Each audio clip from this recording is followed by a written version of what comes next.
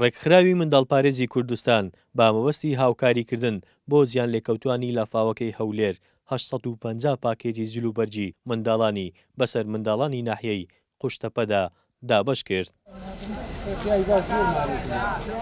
هاوکاریەکانی ئەو ڕۆمانبریتیە لە 850 پاکێجی جلوبەرجی زستانەی منداڵان کە پێکاتوە لە تراکسوتی زستانە و قامسەڵاوی زستانە و گۆرەوی و ئەوانەی خۆ دەزانی ئەو شوێنە یەک لەو شوێنانەیە کە زەرەر و زیانێکی زۆری بەرکەوتیەوە بە هەمانجی لەگەر یەکەی قەیرانەکانی پارێزگای هەولێر دەستنیشانکردنی ئەو شوێنەمان دەستنیشان کرد بۆەوەی بتوانین هاوکاریەکان بەسەر منداڵان دابش بکەین.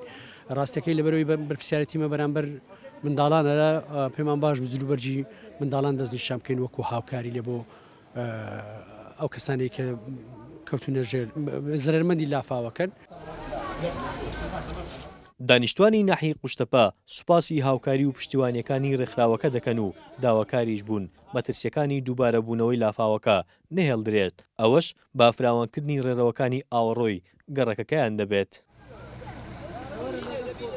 ئەو دووشەمەی ڕۆی خەڵک زۆربەی زۆری ئەو دەوکەندانە هەمووی ماڵی چۆری کرد بە تایبەتی یەکەم ماڵ ئێستا لێرە لە ماڵی منە لەسەر ئەو دەوکەندەی هەتا بە مدرنەعەش ماگە گوتیان کاکە بە سەرچاو هەتا ئێستا خاوێنیشیان نەکردەوە تەماشا کرد.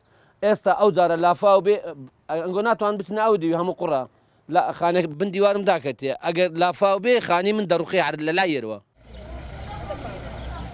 ڕێکخراوی منداڵپارێزی کوردستان کار و چالاکیەکانی لاچوارچێوەی خزمەتگەیاندنە بە منداڵان هاوکاریەکانی ئەم قۆناغەشیان دابەشکردنی جلوبەرجی زستانەی منداڵان بوو لەو شوێنانەی کە تووشی لافاو بووبوونەوە. سەرباز محەممەد، گەلی کوردستان، ناحیەی قوشتەپە.